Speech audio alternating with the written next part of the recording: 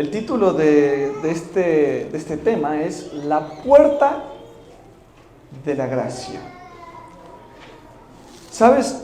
La puerta de la gracia no estará abierta para siempre.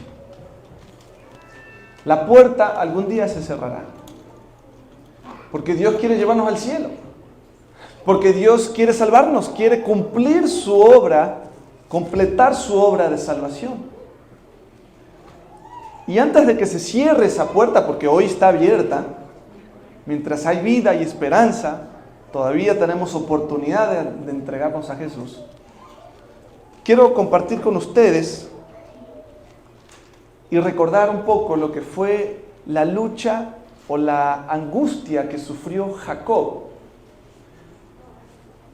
No sé si todos conocen la historia, pero la historia de Jacob es bastante amplia, pero hubo un punto principal cuando Jacob pelea con un ángel, porque él todavía temía de su hermano Esaú, que lo venía a perseguir porque Jacob le había robado la primogenitura por un plato de lentejas. Y muchos años después, cargó en su conciencia este pecado grande que le había cometido. Y aunque Dios lo había perdonado, él no se sentía completamente perdonado, no lograba perdonarse a sí mismo. Y sabía que su hermano Esaú venía a buscarlo con muchos hombres y temía por su vida. Y temía de que Dios todavía no lo hubiese perdonado. Y lucha con un ángel, literalmente. Que estudiando bien a profundo, sabemos que ese ángel era Cristo mismo, que se había manifestado y se había presentado allí. Y dice que luchó con él y dice que él pasó una angustia, la Biblia le llama la angustia de Jacob. Esa angustia, mis hermanos, es una angustia que se va a volver a repetir. Recuerden que estas semanas estuvimos diciendo que la historia siempre se repite. Si tú ves la Biblia, ves las profecías, ves las historias que pasaron en el pasado, siempre se vuelven a repetir y son a veces pálidas imagen de lo que volverá a suceder en el tiempo del fin, solo que de una escala mayor. Y voy a leer con ustedes aquí el libro de Jeremías, capítulo 30, se los puse aquí arriba también, versículo 5 al 7, Jeremías 30, versículo 5 al 7, dice la palabra de Dios: porque así ha dicho Jehová, hemos oído voz de temblor, de espanto y no de paz. Inquirid ahora, mirad si el varón da a luz, porque he visto que todo hombre tenía las manos sobre sus lomos, como mujer que está de parto, y se ha vuelto pálidos todos los rostros. Ah, cuán grande es aquel día, tanto que no hay otro semejante a él. Tiempo de angustia para Jacob, pero de ella será librado. ¿Saben que estos versículos son un tipo de profecía? Porque si bien está hablando de la angustia que iba a pasar el pueblo de Israel a mano de los babilonios que iban a conquistar Jerusalén, tiene una aplicación también para la venida de Cristo, para el tiempo del fin. Y vuelve a decir, cuán grande es ese día, tanto que no hay otro semejante a él. Un día que no tiene precedentes, que si bien han pasado pálidas cosas en el pasado, pero en el tiempo del fin será como algo que nunca la raza humana haya visto jamás. Y tenemos aquí también como un comentario el libro del gran conflicto, o conflicto de los siglos, por el cual yo les decía, les recomiendo, el que no tiene ese libro lo puede bajar de internet gratis, y si no, aquí la iglesia tiene a disposición. Es un libro que cambiará su vida si usted lo lee junto con la Biblia. No sustituye la Biblia para nada. La Biblia es la palabra de Dios, la luz mayor, pero este libro es un complemento perfecto de lo que las profecías y la Biblia dice. Este libro en la página 34 dice: la profecía del Salvador referente al juicio que iba a caer sobre Jerusalén va a tener otro cumplimiento. Y la terrible desolación del primero no fue más que ¿qué? Un pálido reflejo de lo que será el segundo. O sea, el segundo cumplimiento que todavía no ha llegado y llegará en el futuro. Denme un segundito, mis hermanos, aquí que la tecnología falla a veces. Entonces, ¿quiénes serán los que estarán preparados para ese tiempo de angustia de Jacob, que pasará el tiempo, que sucederá en el tiempo del fin? Solo aquellas personas que hayan confesado sus pecados, que hayan fundamentado su vida en Cristo y en la palabra, porque no es solo orar, sino estudiar la palabra de Dios, porque en ella podemos encontrar la verdad y no caeremos en tentación o en fábulas o mentiras de Satanás. Solo aquellas personas serán victoriosos de aquella angustia que pasará el pueblo de Dios en el tiempo del fin, antes de la venida de Cristo. Entonces, llegará un día, mis hermanos, que la humanidad cometerá el pecado contra el Espíritu Santo. ¿Qué es el pecado contra el Espíritu Santo? Prácticamente es elegir la muerte y no la vida. Pecado contra el Espíritu Santo es cuando el ser humano llega a cierto nivel de necedad y terquedad en su corazón, que ya no logra escuchar la palabra de Dios, no logra identificar ya y oír el Espíritu Santo hablando a su conciencia. Cometerán tantos pecados y se volverán, y a lo bueno le llamarán malo y a lo malo bueno, que el Espíritu Santo se retirará poco a poco de la tierra, y ya lo estamos viendo. Usted puede ver la sociedad cómo va avanzando y cómo la maldad va aumentando. No es porque Dios permite o quiera que pase, sino porque el ser humano cada vez elige más el pecado, la muerte, que a Dios. Y Dios es un caballero, Dios no obliga. Dios no obliga al ser humano a que lo siga. Dios invita, pero no obliga. Y cuando no se le es bienvenido, Él se retira. Y el Espíritu Santo se va retirando de la tierra. Y por eso vemos lo que vemos, cómo la sociedad y la maldad va en aumento. Dice la palabra de Dios en Ezequiel 3:27 lo siguiente: mas cuando yo te hubiere hablado, abriré tu boca y les dirás, así ha dicho Jehová el Señor. El que oye, oiga, y el que no quiera oír, no oiga, porque casa rebelde son. Son versículos fuertes. Por ahí hay gente que no les gusta leerlos o predicarlos.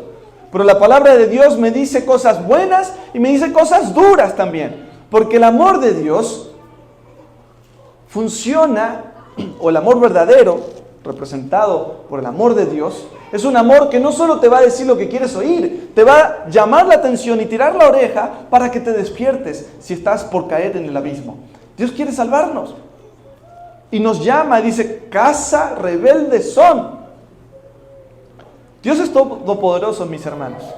Y nada ni nadie puede limitar el poder de Dios. Decíamos en la semana que Dios no existe. Dios es. Él no existe, Él no nació de alguien, Él es eterno. Él es. Pero el punto débil de Dios es que Él se pone en una situación donde Él puede ser rechazado. Él se pone en una situación tal por amor a sus hijos que permite que el ser humano, si así lo desea, lo termine rechazando.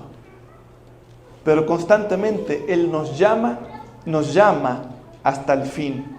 El libro de Mateo 12:31 dice, por tanto os digo, todo pecado y blasfemia será perdonado a los hombres, mas la blasfemia contra el Espíritu Santo no será perdonada. ¿Por qué entonces es el pecado contra el Espíritu Santo que no se puede perdonar? El único pecado imperdonable, porque es un pecado no confesado. Porque cuando el ser humano llega a ya no oír más la voz de Dios, ya no siente arrepentimiento en su corazón, no reconoce que es pecador y que necesita un Salvador. Entonces, ¿qué pasa? No confiesa su pecado. Y un pecado no confesado es un pecado que no se puede perdonar. Porque Dios no perdona automáticamente a todos. Dios perdona al que se confiesa, al que reconoce su situación, confiesa y Dios lo perdona. Pero Dios no te perdona a la fuerza. Si tú quieres o no quieres, dices, no, yo te perdono igual. No. La sangre del Cordero ya fue derramada para remisión de pecados, siempre y cuando haya arrepentimiento y confesión de pecado. Más adelante, Anoche vimos este versículo, lo vamos a ver otra vez, Daniel 12:1, que dice, en aquel tiempo, ¿en cuál tiempo? El tiempo al fin, en el tiempo de angustia, previo que pasará el pueblo de Dios, fiel y verdadero, en aquel tiempo, antes de que venga Cristo, dice, se levantará Miguel, que es Cristo, el gran príncipe que está de parte de los hijos de tu pueblo, y será tiempo ¿de qué? De angustia, cual nunca fue desde que hubo gente hasta entonces. Pero en aquel tiempo será libertado tu pueblo, todos los que se hayan escritos en el libro del cielo, en el libro de la vida. En el libro de Apocalipsis 22, versículos 10 y 11 dice, y me dijo, no selles las palabras de la profecía de este libro, porque el tiempo está cerca. El que es injusto, sea injusto todavía. Y el que es inmundo, sea inmundo todavía. Y el que es justo, practique la justicia todavía, y el que es santo, santifíquese todavía. Está hablando de este tiempo, cuando se retirará por completo el Espíritu Santo, no de los hijos de Dios, pero sí del mundo que rechace a Jesús. Pero el pueblo de Dios se mantendrá firme, pero ¿por qué pasará una angustia? Porque la puerta de la gracia ya estará cerrada. ¿Se acuerda usted? Y para que usted vea que la historia se repite, ya pasó eso una vez. Bueno, de hecho pasó varias veces. Dios ya ha hecho juicios en esta tierra. Primero en el arca de Noé. Cuando vino el diluvio, ¿qué pasó cuando se cerró la puerta del arca de Noé? Se cerró la puerta de la gracia. Porque la gente que vivía en esa época, cuando se cerró la puerta del arca de Noé, que de paso la cerró Dios con su mano, si esas personas, cuando empezó a llover, se querían arrepentir, ya era demasiado tarde, no podían arrepentirse. Porque tuvieron 120 años donde Noé les predicó y simplemente le dijeron que no. ¿Cuándo pasó otra vez? Sodoma y Gomorra. Nínive, si bien Nínive no fue destruida cuando Jonás predicó, pero después, mucho tiempo después, sí terminó siendo destruida Nínive. Dios hizo muchos juicios donde Dios avisa, porque Dios no destruye sin avisar. Donde Dios manda profetas, arrepiéntanse, arrepiéntanse, arrepiéntanse. Llega un punto que Dios tiene que poner un límite por amor a aquellos que sí aceptan el mensaje de Dios. Así sucederá antes de la venida de Cristo. La puerta de la gracia se cerrará y el pueblo de Dios tendrá un corto tiempo de angustia. ¿Por qué? No solo porque el mundo estará en un caos terrible y aquel que no tenga el sello de Dios tendrá el sello de Satanás. Y si tienes el sello de Satanás, ¿quién va a gobernar tu vida? Satanás. Y le digo más, hermanos, ¿saben que hay gente que a veces no se da cuenta cuando lee la Biblia? La persona que no esté sellada, no tenga el sello de Dios, estará poseída por Satanás. Porque imagínate, si ahora Dios todavía controla los cuatro vientos y todavía trabaja y trata de llamar al hombre, pero ¿qué pasaría si el Espíritu Santo se retira por completo de la tierra? ¿Quién va a llamar al hombre? Satanás tendrá libre acceso completamente a la humanidad. Y aquel que no tenga el sello de Dios no tendrá la protección de Dios. Y estará completamente poseído y controlado por Satanás. Tremendo. Mis hermanos, vamos al libro de Mateo capítulo 13, no lo puse ahí arriba. Pero el trigo y la cizaña. Ustedes conocen la parábola del trigo y la cizaña. Está en el libro de Mateo capítulo 13, versículo 24 en adelante. Vamos a leer solo los últimos versículos. Jesús cuenta una parábola del sembrador que sembró semillas buenas y vino un enemigo en la noche y tiró semillas de cizaña. Cuando el dueño del campo se da cuenta y sus obreros ven que empezó a crecer cizaña, le dice, ¿qué pasó? Le preguntan al jefe y el jefe dice, bueno, un enemigo ha venido y ha tirado cizaña para que crezca cizaña en medio del trigo. Y los trabajadores le dicen, ¿quieres que vayamos y arranquemos la cizaña del trigo? Y le dice, no. No vaya a ser que sacando la cizaña también saquéis el trigo. Y eso lo dice en el versículo 29, Mateo 13, 29 dice, y él les dijo, no sea que al arrancar la cizaña, arranquéis también con ella el trigo. Y luego dice el versículo 30, dejad crecer juntamente lo uno con lo otro, ¿hasta cuándo? hasta la siega. ¿La siega es cuándo? Cuando venga Cristo, cuando se cierra el tiempo de la gracia. Y dice, y yo daré a los segadores, recoged primero la cizaña y atadla en manojos para quemarla, pero recoger del trigo en mi granero. Esta es una parábola que representa el tiempo del fin. Representa el trigo y la cizaña, el pueblo verdadero de Dios y el pueblo falso, o aquel que no sigue a Jesús como Jesús manda. Ahora, en nuestra iglesia, mucha gente no entiende esa parábola porque no sabe cuál es su rol dentro del pueblo.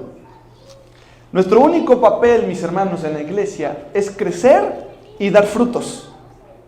Nuestro trabajo no es sacar la cizaña, pero hay gente que solo se identifica queriendo sacar cizaña, porque piensa que el otro, porque se viste diferente a mí, a él es cizaña.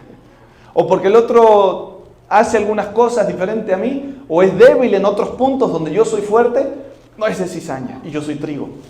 Y es más, algunos se van más lejos todavía y se van de la iglesia porque son supuestos trigos que quieren crecer lejos de la cizaña. Son tan santos que quieren irse de la iglesia porque no quieren crecer junto con la cizaña. Pero eso no es bíblico, eso es imposible según la parábola. El verdadero trigo crece en medio de la cizaña. De hecho, algunos son tan trigo o tan santos que quieren tener una religión cristiana solamente en la casa y no venir a la iglesia. El cristianismo sin iglesia. Otros vienen a la iglesia y se pasan criticando todo lo que hace la iglesia. Pero ese no es nuestro trabajo, ni tampoco somos policías. Dios nos llamó a que crezcamos y demos frutos, aún en medio de la cizaña. Y nos llamó a ser trigos. Y Dios en su momento segará. Y ahí se verá quién es trigo y quién es cizaña. Y Dios limpiará la cizaña, la dejará afuera, y solo quedará el trigo. Y ese trigo recibirá lo que se llama la lluvia tardía, el poder del Espíritu Santo. Y predicará el último mensaje de advertencia al mundo y Cristo volverá. Pero hasta ese momento, el verdadero trigo crece en medio de la cizaña. Y a pesar de la cizaña. Mis hermanos, también llegará nuevamente, como estamos hablando, el tiempo de angustia, que es una época en que la humanidad rechazará de manera colectiva y definitiva el Espíritu Santo de Dios. Ahora, les voy a hacer una comparación. Hay otras religiones allá afuera, y una de las quizás más grandes que existe en la tierra, además del cristianismo, es el islamismo o el musulmán, que es lo mismo. ¿Sabe lo que significa islam o islamismo? Significa sumiso a Alá, sumiso a Dios. Y suena muy bonito, ¿verdad? ¡Wow! Que a ti te identifiquen con una religión que tú dices, ¿por qué eres musulmán? Porque soy sumiso a Alá, soy sumiso a Dios. Suena bonito, porque de verdad deberíamos ser sumisos a Dios. Pero nosotros somos cristianos. Y como somos cristianos, también somos israelitas, porque el cristianismo salió de Israel. Solo que se expandió y siguió creciendo. Pero nosotros nos llamamos los israelitas espirituales. ¿Y sabe lo que significa Israel? Significa aquel que lucha con Dios. Ahora, si te pusieran a preguntar o a comparar, tú dirías, bueno, ¿con cuál te identificarías mejor? ¿Cuál sería más bonito? ¿Aquel que lucha con Dios o aquel que es sumiso a Dios? Humanamente hablando, diríamos, wow, suena más bonito Islam, ¿no? Musulmán, porque oye, yo debería ser sumiso a Dios. Pero ¿sabes por qué yo me identifico más con Israel, con aquel que lucha con Dios? Porque Dios, diferente al Islam, no obliga, Él invita. Diferente a los demás, Dios sabe que yo me resisto. Dios, hasta cierto límite, lucha conmigo para salvarme. Porque Él sabe que muchos solo aprenden a través de la batalla. Muchos solo se entregan a Cristo y a la verdad a través de los problemas y las crisis. Y Dios lucha conmigo así como luchó con Jacob. Porque sabe que somos duros. Sabe que somos una nación rebelde. Y también yo prefiero ser Israel. Porque Dios nos entrena para la guerra. Dios no solo nos entrena de una forma donde te pone una película de guerra para que tú la veas tranquila y te prepares. Porque nadie se prepara para una guerra viendo una película. Dios se entrena en la guerra. Dios te entrena para la crisis con crisis. Y en el medio de la crisis te da paz. Y te sustenta. Y te muestra su poder. Cuando eres amado por Dios, mis hermanos, empiezas o pasas a ser importante para Satanás. Y se acerca, o quiero leerles aquí, unas preguntas para recapitular lo que acabamos de decir. ¿Somos sumisos a Dios o luchamos con Dios? Luchamos con Dios. Pero Dios valora eso porque sabe que por la lucha, porque somos duros, Él puede tener victoria. ¿Cómo lucha Dios con nosotros? No lucha con todo su poder, porque no habría sino ninguna lucha. Lucha como luchó con Jacob. Y Jacob dijo, hasta que no me bendigas, no te soltaré. Y Dios en su amor permite que nos aferremos a Él. Y Él no sale corriendo o no nos empuja. Él dice, ay, hijo mío, ok. Hasta que no me bendigas, no te soltaré, dijo Jacob. Y esa debe ser nuestra actitud. Un Dios que lucha y prepara para la guerra. ¿En medio de qué? Del gran conflicto. Ahora se acerca, mis hermanos, una persecución. En esta semana hemos visto cómo de alguna forma ya el que se mantiene firme es perseguido, es cancelado en las redes sociales. Inclusive la persecución a veces está dentro de la misma iglesia, que eso es lo más triste. Pero dentro de la iglesia, poco a poco se empieza a separar dos grupos, no sé si usted ya lo ha notado.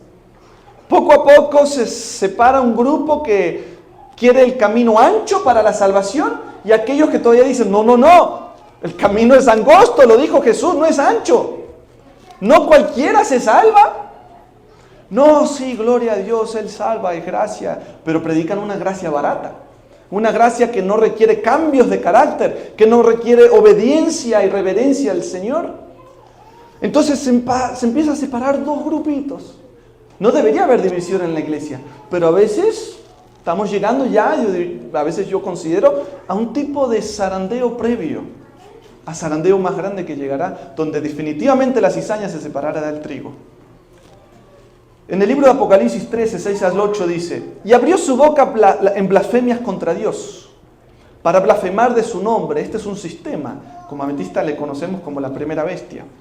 Y dice, de su tabernáculo y de los que moran en el cielo. Y se le permitió hacer guerra contra los santos. Los santos son los cristianos, los hijos de Dios fieles, y vencerlos.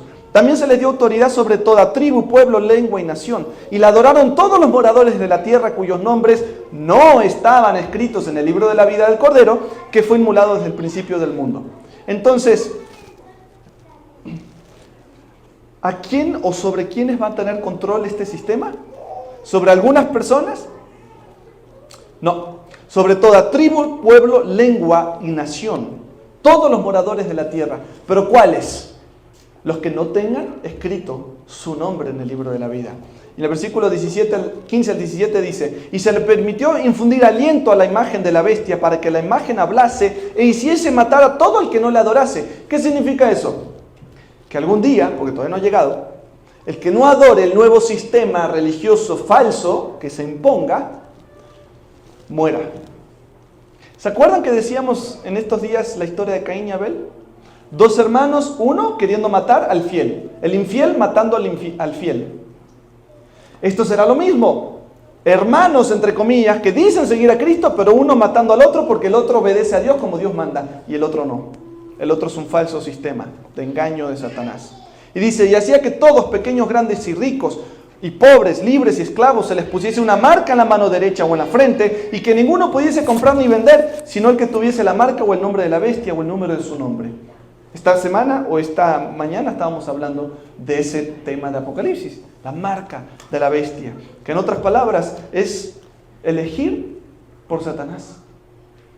Es, entre comillas, decir que amo a Cristo, como decíamos en la semana también, un ateísmo práctico.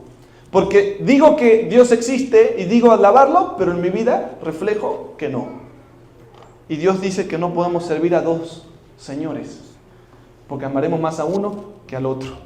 Y hoy, mis hermanos, estamos tomando una decisión.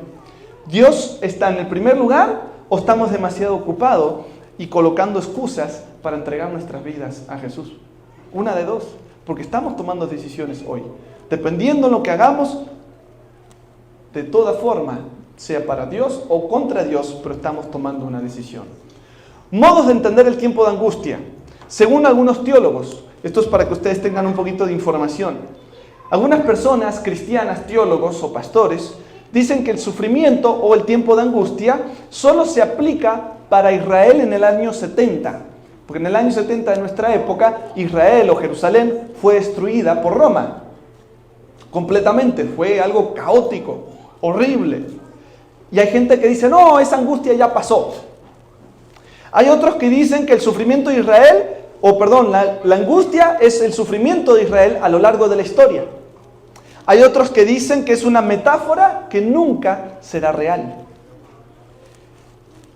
Hay otros que dicen que será un caos mundial en el gobierno del anticristo. Y hay dos posiciones, los pretribulacionistas y los posttribulacionistas. ¿Cuáles somos nosotros?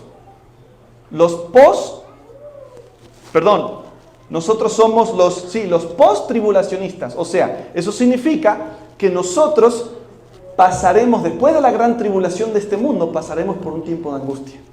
No será antes. Los pre-tribulacionistas son los que creen en el rapto secreto, que antes de que venga la angustia, Dios se va a llevar la gente mágicamente y desaparecerán. Ahora, ¿por qué esa doctrina es falsa?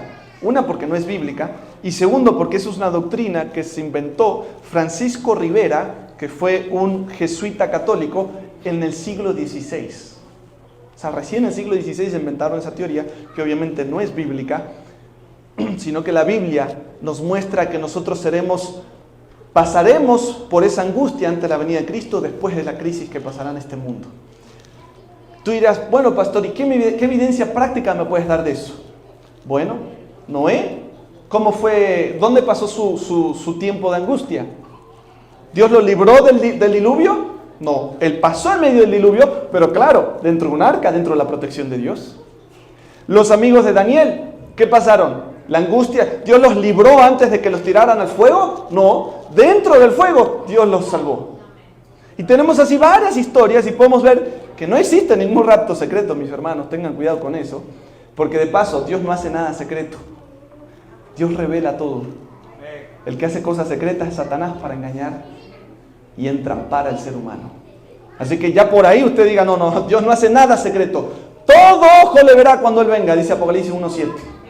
Todo ojo le verá. Y no es un ojo espiritual, es el ojo físico de todas las personas que estén vivas y los que resuciten para ir al cielo. Todo ojo lo verá, porque es el evento más maravilloso que sucederá en el universo. ¿Tú crees que Dios lo va a hacer secreto? ¡No! Eso va a ser fiesta para todos los salvos. Y el mundo entero y las galaxias y el universo entero podrá ver esa preciosa imagen de Jesús conquistando, entrando para llevarnos al cielo con Él. Por eso, mis hermanos, debemos tener en cuenta y tener cuidado cuando se sacan textos fuera de contexto, o sea, fuera de lo que está realmente queriendo decir e inventarle otro significado. Apocalipsis 3:10 dice: por cuanto has guardado la palabra de mi paciencia, yo también te guardaré de la hora de la prueba que ha de venir sobre el mundo entero para probar a los que moran sobre la tierra. Y muchas personas dicen, ve, ahí el Señor nos va a quitar, nos va a evitar esa prueba, nos va a sacar de la angustia. Pero eso no está queriendo decir el texto. Guardar la hora de la prueba no significa serte retirado de ella, sino que significa ser salvo en medio de ella. Los discípulos, cuando pasaban ahí, estaban en su barco y vino la tormenta. ¿Qué hizo Dios? ¿Evitó la tormenta? No, en medio de la tormenta los rescató. Los amigos de Daniel, nuevamente, como decíamos, fueron liberados en medio del fuego. Y Noé fue liberado en medio del diluvio. Ahora, hay un gran teólogo bautista llamado George Ladd, que él escribió un libro que se llama La bendita esperanza. Y mira lo que él dijo con respecto a esto que estamos hablando. Él dice, la bendita esperanza no es la liberación de la tribulación, es la unión con el Señor en su venida.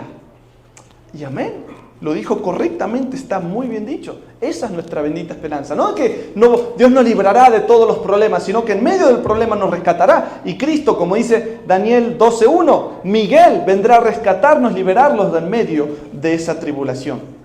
Ahora, miren lo que dice esto, un libro, el Catecismo, quizás algunas personas lo han leído o lo habrán escuchado cuando eran niños, o adultos también. Miren lo que dice el Catecismo también con respecto a esto. Y se van a sorprender porque el Catecismo en esa parte dice algo muy interesante que va de acuerdo a la Biblia.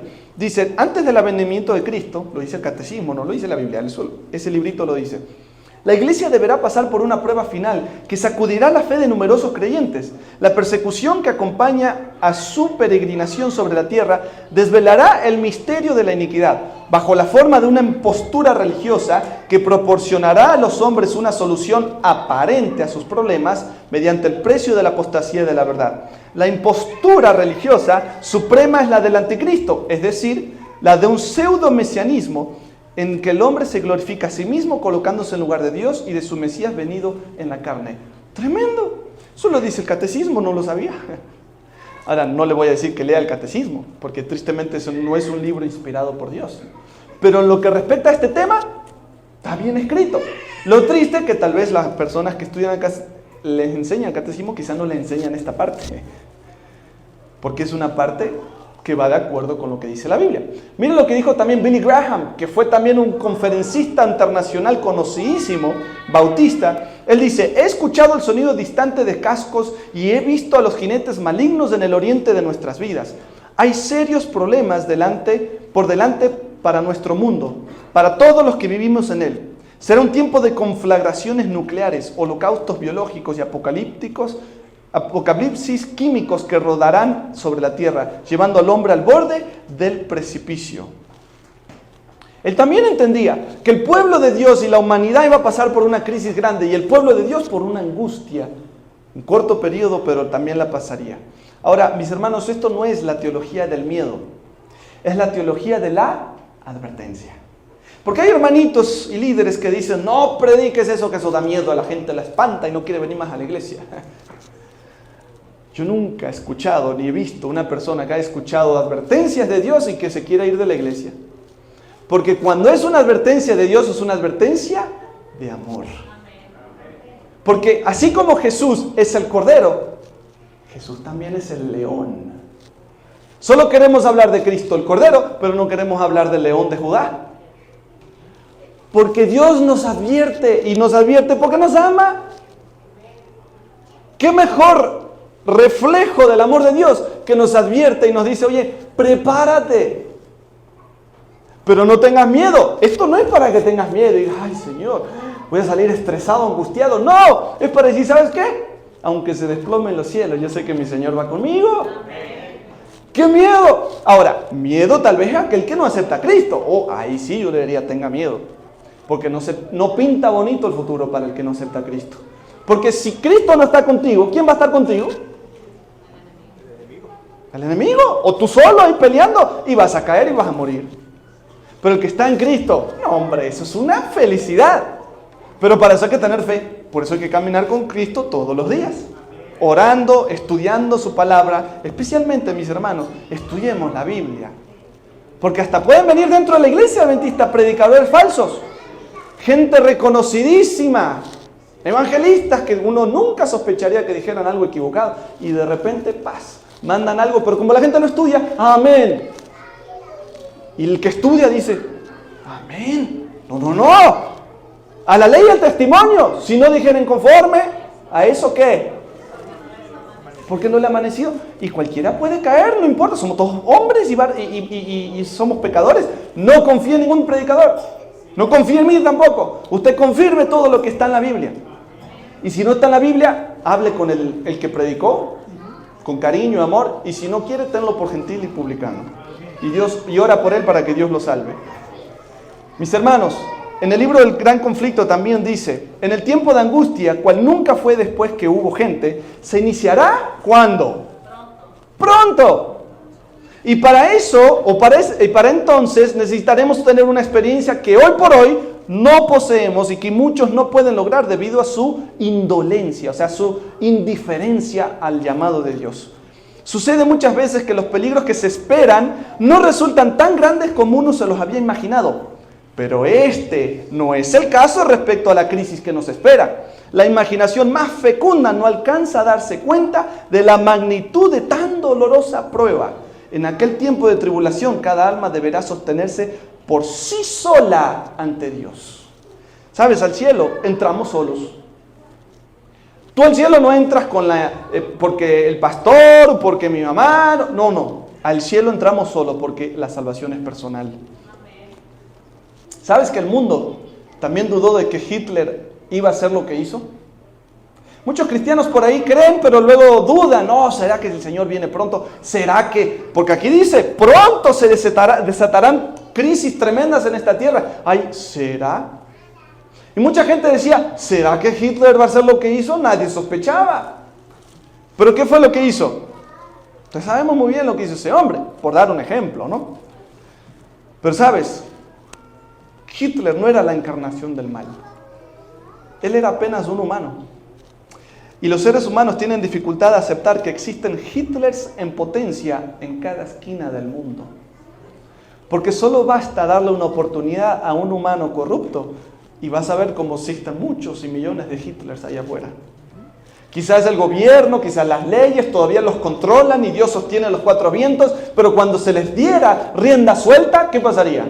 Se vería el verdadero carácter y nos daríamos cuenta que hay muchos como ese hombre en cada esquina de esta tierra. Ahora, la receta de la maldad para este hombre y todo lo que él hizo. Él aprovechó una crisis. Y sabes que en la crisis es donde es una oportunidad para que surjan héroes, pero también engañadores. Él también aprovechó de un pueblo que estaba sin rumbo. Él aprovechó también para llegar a hacer lo que hizo, el marketing. Jóvenes, a veces nosotros como jóvenes no queremos estar en la iglesia por tantos nos. No esto, no aquello, no esto. Y decimos, ay no, me siento aprisionado, yo quiero ser libre. Pero ¿sabes que estamos equivocados? Porque cuando vamos al mundo, el mundo nos da muchas órdenes y le obedecemos. Entonces el problema no es con la ley de Dios. Es con la ley, el problema no es con lo que nos pinta el mundo, sino con la ley de Dios, porque la ley del mundo sí la obedecemos. Porque llegamos a la iglesia y la iglesia predica lo que está en la Biblia. No, pareciera que Dios me prohíbe cosas. Y no, quiero ser libre, pero cuando vas afuera, el mundo te impone cantidad de leyes y rutinas y culturas y tú las obedeces. Entonces te das cuenta que ¿cuál libertad estás eligiendo? Porque realmente estar afuera del mundo no es libertad, es esclavitud.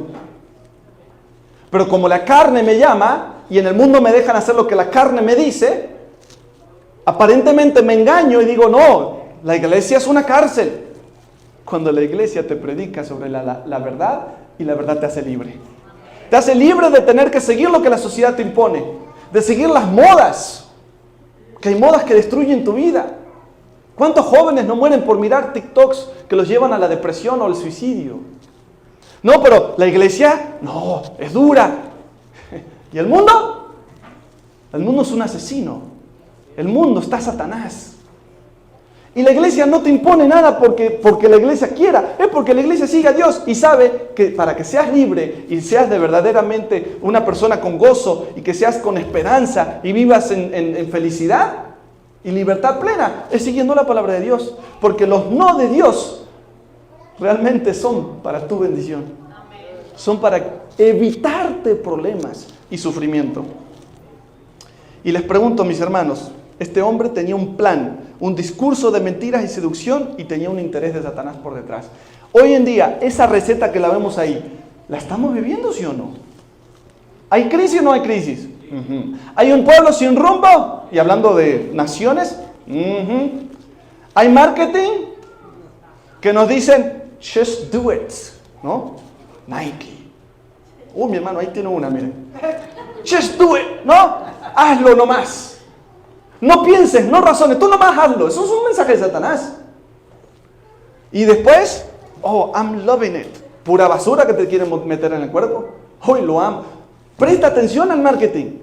Todo, no solo es por dinero, mi hermano, todo es para llevarte a la perdición y hacer todo lo opuesto que Dios quiere que hagas para bendecir tu vida. Un plan, discurso de mentiras y seducción. Abundan. ¿Hay un interés de Satanás de controlar el mundo y destruirlo? Claro que sí. Mis hermanos, esta teoría de Thomas Malthus, no lo veo bien, Malthus, perdón. En 1798, este filósofo científico sacó una teoría, solo se la resumo, suena ahí medio confuso esa gráfica, pero se lo resumo. Él sacó la teoría de que el mundo iba a llegar a producir más gente que comida. Entonces él predijo que en algún momento la humanidad iba a pasar un hambre tremenda. Ahora, déjeme decirle que este hombre estaba equivocado, porque se comprobó que realmente hay más comida que seres humanos en la tierra. Usted lo puede ver, especialmente en este país. ¿Abunda la comida, sí o no? Y digo, qué bendición, pero puede transformarse en una maldición también. Porque la mala noticia es que la comida está repartida en un grupo pequeño de la población. Porque si tú miras todo el planeta, ¿por qué hay gente que se muere de hambre? Es más, dicen que este país, con toda la comida que tiene y que tira a la basura, podría alimentar al mundo entero 7 veces.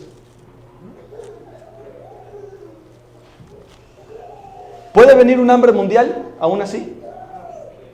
Y les voy a hablar, para ir finalizando, sobre un punto, de muchos puntos que podemos hablar de señales que pasarán en el tiempo del fin. Les voy a leer aquí también el Gran Conflicto, página 30. Dice lo siguiente: tan atroz, porque está hablando de una época cuando los babilonios fueron conquistados y todo eso. ¿Qué pasó? Fueron sitiados. ¿Y qué pasó? Hubo hambre dentro del pueblo porque no podían salir a buscar comida, ni agua, ni nada. Y dice, tan atroz era el hambre, para darnos un ejemplo de lo que sucederá en el fin, que los hombres roían el cuero de sus cintos, sus sandalias y las cubiertas de sus escudos. Millares murieron a consecuencia del hambre y la pestilencia. Los afectos naturales parecían haber desaparecido. Los esposos arrebataban unos a otros los alimentos. Los hijos quitaban a sus ancianos padres la comida que se llevaba a la boca. Y la pregunta del profeta era, ¿se olvidará acaso la mujer de su niño amamante? Recibió respuesta en el interior de los muros de la desgraciada ciudad, tal como la diera la Santa Escritura. Las misericordiosas manos de las mujeres cuecen a sus mismos hijos. Estos les sirven de comida en quebranto de la hija de mi pueblo. Mis hermanos, esto es una referencia también en el año 70, cuando el pueblo de Jerusalén fue conquistada y sitiada por Roma. Y antes de ser destruida, Roma la sitió. Porque la mejor manera de debilitar a tu enemigo es que pase hambre, que no tenga que comer, que tomar. Y dice que la gente tenía tanta hambre porque no podían salir, porque afuera estaba el enemigo, que comían los cueros de las sandalias, inclusive las madres, a sus propios hijos. ¿Efecto de qué? No porque Dios se olvidó de ellos, es porque ellos rechazaron tanto al Espíritu Santo que Satanás tomó posesión y los conquistó y los destruyó, y millares murieron en esa conquista. Bueno, el Espíritu de profecía, la Biblia dice que será eso en el tiempo del fin, solo que eso es una pálida imagen nada más de lo que pasará en el tiempo del fin. Pero no es para tener miedo, mis hermanos, porque eso está hablando de los que no aman a Dios. Pero el pueblo de Dios, el pan y el agua estará asegurado. Pero si tu seguridad está en un cheque, si tu confianza está en tu jefe y en tu trabajo, en tu profesión, que tanto te costó y que el sueño americano, el agua y el pan puede que te falte. Porque ya tu fe no estará en Dios, sino que estará en las cosas materiales y en tu propia voluntad y en seres humanos. Pero el que esté firme, aunque sea un médico, estudioso, diga, Señor, me costó años llegar a donde llegué. Para ser fiel a Dios, si lo pierdo todo, no importa, en el nombre de Él, todo vale la pena. Y ya no debo confiar en mis materiales, ni en lo que diga el jefe, ni nadie, ni la ley gubernamentales, sino que si ya confío en Dios, el pan y el agua no me faltará, porque mi fe será 100% dependiente de Él. ¿Pasó eso antes también? Sí, pasó en el pueblo de Israel. 40 años no le faltó un pan, aunque eran quejosos y rebeldes, pero nunca le faltó el pan en el medio del desierto. Elías fue alimentado por cuervos. ¿Será que ese Dios es el mismo de hoy? ¡Claro! Les voy a dar unos detalles, mis hermanos, aquí. Mira lo que está pasando en el mundo hoy con respecto al hambre. Cada 4 segundos muere alguien de hambre en esta tierra. 1 de cada 6 habitantes del planeta pasa hambre. Casi 1 billón de personas corren riesgo de morir de hambre. Más de 1 billón de personas no tienen acceso a agua. Entre 100 personas, 1 está muriendo de hambre, 15 están desnutridas y 21 con exceso de peso. Mira el contraste. Para acabar con el hambre, en el mundo se necesita más o menos 1.2 trillones de dólares. ¿De dónde podríamos sacar ese dinero? Por ejemplo, el tráfico de drogas mueve 300 billones de dólares por año. Y mucha gente dice, bueno, pero yo no participo de la droga. ¿Sabe cómo sí participa? Viendo películas que promueven la droga, escuchando música que promueven la droga. Usted está siendo parte de esos 300 billones. Porque la industria no es solo el que se la fuma y el que la vende. La industria es el que la promueve y la consume, aunque no sea con la nariz o con la inyectarse, pero al consumir el material que promueve la droga, usted está siendo partícipe de esos 300 billones que se gastan en el año. ¿Ve cómo cambia la perspectiva? No podemos solo mirar lo literal, decir, ay, pobre el drogadito y el que vende droga. Ay, qué tremendo. ¿Y usted y yo, como cristianos, acaso no consumimos material que promueve droga? Los bancos mueven 115 billones de dólares. La prostitución, 108 billones de dólares al año. Los juegos de al azar solo en España, imagínense el resto del mundo, mueven 35 billones. En el 2019, 2.153 billonarios que habían en el mundo tenían el dinero que el 60% de la población, tenían más dinero que el 60% de la población mundial. Dinero hay, pero ¿está dónde? En un grupito chiquito. 2.100 personas tienen el 60% de la riqueza del mundo. Se desperdician, ¿saben cuántas toneladas de comida por año en este país? 1.3 billones de toneladas por año. Y tú dirás, ay, qué tremendo. Pero ¿cuántas veces nosotros no somos partícipes también de que, ay, comí un poquito a la basura? Bueno, no me voy a meter mucho porque luego me van a criticar así, pastor, no nos dé tan duro. Yo me incluyo, hermanos, no estoy hablando de los demás, yo me incluyo. A veces caemos en eso. Miren estas noticias.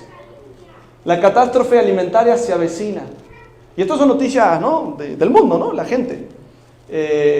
Aquí dice, se acerca la gran hambruna y el mundo debe prepararse para ella. Abastecerse de alimentos. Expertos en ministros instan a las personas a prepararse para la hambruna mundial. La falta de exportaciones de cereales lleva al hambre mundial a niveles de hambruna. Mientras continúa la guerra en Ucrania, advierten los oradores al Consejo de Seguridad. El presidente aquí dice, espere escasez de alimentos real debido a la guerra de Ucrania. Bueno, le echan culpa a varias cosas, ¿no? ¿Y el pueblo de Dios qué? No, pastor, eso no va a pasar, todavía no. El mundo ya dice, prepárense. Ellos no conocen la Biblia, no conocen el Evangelio, pero ellos solos dicen, mira, va a venir hambruna. Y tú, ¿cómo así si este país está abundante de comida? Ay, mi hermano, ay de aquel que es incrédulo. Porque cuando Dios dice, de hecho en Mateo 24, una de las tantas señales del tiempo del fin, es el hambre. Terremotos, pestes, hambre. Y tú dirás, bueno, hambre siempre existió. Bueno, pero Dios está hablando de una hambre que no es normal. ¿Y qué pasará con el pueblo de Dios? ¿Dónde estará? La Biblia dice que el pan y agua no le faltarán, pero solo de aquellos que se mantengan firmes y con fe. Amén. Dice también aquí, este libro, Recibiréis Poder, dice, el tiempo de prueba no continuará por mucho tiempo. Ahora Dios está retirando sus manos refrenadoras de la tierra, utilizando el Espíritu Santo como su agente. Por mucho tiempo ha estado instando a los mortales. Sin embargo, no ha prestado atención a su llamado. La gente, por intermedio de sus juicios, ahora le está hablando a su pueblo y al mundo. Este periodo es un tiempo de gracia para los que todavía no han tenido la oportunidad de descubrir la verdad. Con ternura, el Señor cuida de ellos. Todavía está la puerta de la gracia abierta. Todavía tenemos un plato de comida. Todavía podemos trabajar y tener nuestras cositas, aunque nos estamos dando cuenta que cada vez el rico es más rico y el pobre es más pobre. Son señales. Y Dios también quiere despertar al pueblo, pero el pueblo tranquilito, no hace calor, no llueve, no esto, aquello, no ve la iglesia porque parece que afuera está lloviendo, mejor me quedo en casa. ¿Usted cree que así se prepara uno para la guerra? Yo no me puedo preparar para la maratón de 5 kilómetros si yo no practico antes, si yo no estoy preparándome antes. El libro de Apocalipsis 16:1 dice: oí una gran voz que decía del templo de Dios a los 7 ángeles: id y derramad sobre la tierra las 7 copas de ¿qué? A ver. Ay, no, pastor, no diga esa palabra prohibida. La ira de Dios. ¿Dios no se enoja? Hay gente que dice eso. No, tú nomás di que Dios es amor, Dios no se enoja. Pero ahí la Biblia dice que Dios tiene ira también. Ahora, la ira de Dios es una ira santa. Y la ira de Dios no es contra sus hijos. La ira de Dios es contra la maldad, contra el pecado y el efecto que ha causado el pecado y las personas que prefieren morir junto al pecado. Pero Dios odia el pecado. ¿De cuándo pensamos nosotros que Dios le hace vista gorda al pecado? No hay problema. Dios aborrece el pecado.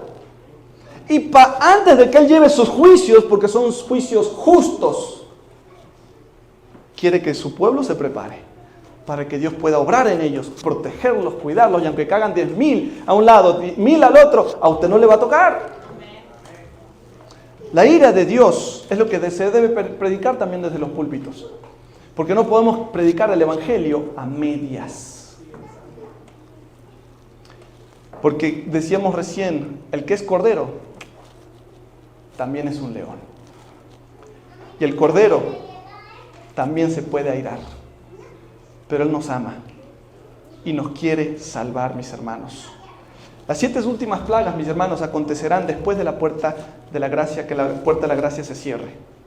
Cuando el pueblo de Dios esté sellado para salvación, entonces las plagas caerán sobre este mundo. Y son plagas grandes. No es una plaguita de langostas nada más. Y usted dirá, y pastor, ¿y dónde está eso en la historia? ¿Cuándo pasó eso antes? En el pueblo de Israel, en Egipto. ¿Por qué el pueblo de Dios no le tocó ninguna de las plagas que cayó en Egipto? Porque ellos en el dintel de sus puertas, ¿qué habían puesto? La sangre de un cordero. Y pasó de todo, pero a ellos no le tocó nada. ¿Pasó antes? Sí. Porque Dios, mira, si Dios dice, no me vas a creer, bueno, a ver, te muestro una historia. Mira cómo pasó antes aquí. ¿Qué hice yo? ¿Los protegí o no los protegí? Sí. ¿Me crees ahora? Ok, Señor, gracias. Sí. Porque ahora pasará, pero a nivel mucho más grande, no será solo en Egipto. Pero si la sangre del cordero está, entre comillas, simbólicamente, en el dintel de tu puerta, a ti no te llegará. Por eso no es un mensaje de miedo, es un mensaje de amor. Dice aquí lo siguiente: cómo Satanás prepara el terreno, cómo nos engaña, llena la mente de nosotros con información inútiles, distracción y tentación. Dígame si este aparato no nos distrae. Es un teléfono. Tan facilito nos agarró Satanás, ¿no? Con un pedazo de plástico metido en el bolsillo. Ahora, ¿esto puede ser de bendición? ¡Claro que sí! Ahí el hermano recién dijo, aquí yo tengo todos los libros de Elena White. ¡Wow! Yo también los tengo. Está todo ahí. Comentario adventista, diferentes Biblias, diferentes versiones, diccionarios bíblicos. Está todo aquí. Y eso es una bendición. Ya no tienes que cargar con una mochila de libros. Lo tienes todo aquí. Tienes la escuela sabática aquí. Tienes sermones aquí. Tienes todo. El problema está que Satanás no lo usa para eso. Lo usa para otras cosas, distracción. La glotonería y la intemperancia, mis hermanos, ¿saben que una de las cosas que suceden antes que se caiga un imperio y se destruya una nación? Glotonería y intemperancia. Usted mire el pueblo en Babilonia. ¿Por qué cayó Babilonia? Además de todas las cosas que hacía. ¿Cómo cayó? ¿Qué estaba haciendo el rey Belsasar cuando entraron allí los medos y los persas y conquistaron allí a Babilonia? ¡Glotonería! ¡Ja! La glotonería. Y digo yo, ¿somos glotones? Sí. Comemos a cualquier hora. Y como en este país abunda la comida. Y sabe que la comida tiene mucho que ver. Por eso nosotros buscamos de seguir la reforma pro salud. Porque la comida, por más buena que sea, comiéndola a cualquier hora y en exceso, es más, cuando hay un party, comida. Cuando hay que celebrar algo, comida. Cuando hay que hacer comida. Y no digo que está mal, la comida es algo sagrada, es lindo, es bueno para estar como amigos y familia. Pero el problema es que nos llenamos la cara de comida. ¿Y sabe qué hace la comida? Cuando la comemos todo tiempo, cualquier hora, no solo desgastamos el estómago, el sistema del cuerpo y todo lo demás, sino que aquí, ¿qué pasa? Se embotona la mente. Y trata de estudiar la Biblia después de comer. Ay, no, porque la sangre baja al estómago. Y aquí la sangre no fluye tanto. Entonces, ¿qué? Sueñito, no tengo ganas, mejor veo Netflix. La glotonería. Síndromes psíquicos, exceso de información. El estrés, ahora hasta los niñitos de 5 años están sufriendo de estrés. Consumismo, generación de rebeldes sin causa. Todo les ofende, padres que no ponen límite a sus hijos en la casa. Bueno, no vamos a hablar mucho de eso, pues nos vamos muy largo. Pero mis hermanos, ¿usted conoce a los rebeldes sin causa? Que cualquier cosita, ¡ay, me rompí! Me ofendió. ¡Ay, el Señor es muy duro! Me ofendió. ¡Cuidado!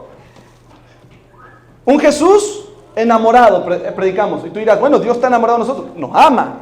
Pero ¿qué pasa? En la música estamos tornando a Jesús en un adolescente enamorado. Usamos baladas como si Jesús fuera un adolescente que está enamorado de su novia. Bajamos el amor de Jesús a estándares humanos. Jesús vive haciendo declaraciones de amor e implorando por nuestra aceptación. Como un jovencito que está dispuesto a morir por esa joven para que la acepte. A ver. Jesús nos ama y hace de todo hasta que lo más pueda para salvarnos. Pero Jesús no anda como un jovencito enamorado, sin razón, enfatuado, rogando. Ay, ven conmigo, y arrastrándose en el piso. ¡No! Ay, pero suena tan romántico. Tengamos cuidado. No basta solo decir cosas lindas de Jesús. Tenemos que predicar quién Él es. Hay muchos predicadores que viven de la fama hablando solo de cosas bonitas y no dicen quién realmente es Jesús. Y para finalizar, mis hermanos, hay personas que son siervos de Jesús y hay otras que son fans de Jesús. ¿Saben cuál es la diferencia? El siervo de Jesús lo sigue a Jesús por donde quiera que va. El fan de Jesús lo sigue cuando le conviene. Soy fanático de Jesús, gloria, aleluya, tiene poder, rompe cadenas, todo. Pero le dices, cambia tu vida. No, ya estoy bajo la gracia. Pero sí, estamos bajo la gracia, claro que sí. Pero la gracia no elimina los mandamientos. La gracia te lleva a la obediencia y al cambio de vida. Porque a Jesús hay que amarlo, pero también hay que imitarlo. Ante la razón, dice el gran conflicto aquí, ante la razón humana todo esto parece ahora imposible, pero a medida que el espíritu refrenador de Dios se retire de los hombres y estos sean dominados por Satanás, que aborrece los principios divinos, se verán cosas muy extrañas. Muy cruel puede ser el corazón humano cuando no está animado por el temor y el amor de Dios. Vamos a adelantar por cuestión del tiempo, mis hermanos. Viktor Frankl, ¿se acuerdan la historia de este hombre? Lo dijimos en la semana, los que han venido. Este hombre pasó por 3 campos de concentración en la época de Hitler. Él perdió papá, mamá, hermana y esposa. La hermana después de muchos años se dio cuenta que había sobrevivido, pero en su momento, en un solo día, perdió 4 de sus seres queridos. Perdió una tesis doctoral que él tenía así de grande, se la quemaron. Y él sobrevivió al holocausto. Y en vez de rechazar a Dios, alejarse de la iglesia, ¿sabe lo que hizo? Se aferró más a Él. Y él dijo, yo sé que hay maldad, pero mi Redentor vive. Y él dice, cuando viene la escasez, muchos se hacen santos y otros se hacen puercos. Porque él vio con sus propios ojos también durante toda esa crisis de la persecución y todos los campos de concentración, que muchos arrebataban la comida del otro. Muchos, cuando había hambre, porque esa gente se moría de hambre, ¿qué pasaba? Entregaban a otros para que se murieran y robarles sus botas. Muchos, cuando entró el hambre y la crisis, se transformaron en los peores asesinos y criminales. Pero él dice, pero no fueron todos. Porque yo también vi otros hermanos míos que dejaron su cobija para cubrir al que tenía fiebre. Muchos dejaron su pan de comida para darle al que estaba al lado. Por eso en la crisis, muchos se hacen puercos pero otros se hacen santos. Y solo el que tiene el Espíritu de Dios, mis hermanos, es el que se hace santo. Y permanece santo a pesar de la crisis. Por eso Jesús en Apocalipsis 3:20 dice: yo estoy a la puerta y ¿qué? Llamo. Él no fuerza la puerta. Él no entra a la fuerza. Él llama. Y el que oye mi voz y el que abre la puerta, ahí sí, si me invitas, yo entraré. Moraré contigo, cenaré contigo y tú conmigo. Porque es de dos caminos. No es solo Él suena conmigo, yo ceno con Él también. Yo tengo una relación con Él. Por eso, mis hermanos, en esta mañana Jesús nos llama. Dice: estoy a las puertas. Toco, toco, toco. Algún día dejará de tocar. Algún día la puerta de la gracia se cerrará para siempre. Y todo aquel que le abrió la puerta morará con Él por la eternidad. Y será salvo, porque esta es una teología de la advertencia de amor de Dios para sus hijos. Y tú y yo también debemos predicar esto a los otros que no conocen. No con temor, no con tratar de ser sensacionalistas. No. Sino decirles: mira, Dios te ama. Murió en la cruz por ti. Pero también te dice que va a volver. Y antes que vuelva te dice: mira, va a pasar esto y esto y esto. Prepárate. Permanece en Él hasta el fin y serás salvo. Todo esto es por amor. Tú como papá o mamá harías lo mismo por tu hijo. Si tu hijo está dentro de una casa quemándose, ¿tú qué dirías? ¿Tú qué harías? No, hombre, hasta cruzas el fuego para sacarlo de ahí. Muchos dirían: no, eso es muy duro, déjalo que haga lo que él quiera. Así hacemos con el Evangelio.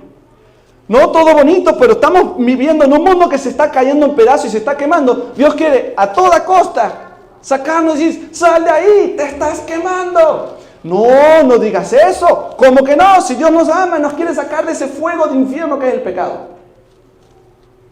Por amor. Amén. Y no debemos tener miedo, porque si Jesús está con nosotros, ¿quién contra nosotros? Dice Romanos 8. Así que, mis hermanos, el llamado está. Yo estoy a las puertas y llamo. Si ¿hay alguien que oye? ¿Hay alguien que quiera abrir? Amén. Ponte de pie si así lo deseas.